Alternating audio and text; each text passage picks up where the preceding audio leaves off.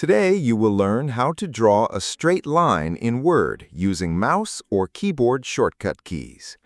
If you want to use the mouse, go to Insert, then Shapes, and choose a line from the Lines section. Click and drag on the page to draw it, and if you hold Shift while dragging, Word will keep the line perfectly straight, either horizontal or vertical.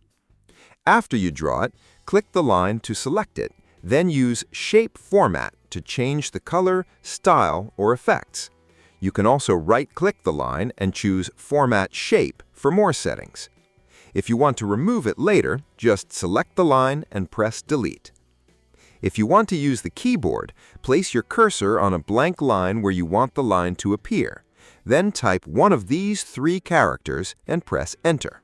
For example, 3 hyphens make a normal line, 3 asterisks make a dotted line, and 3 equal signs make a double line.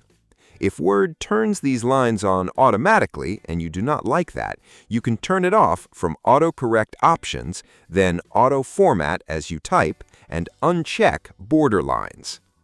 There is also another quick method. Go to Home and click the Borders drop-down in the Paragraph group and choose Bottom Border, Top Border, Left Border, or Right Border, and also Horizontal Line.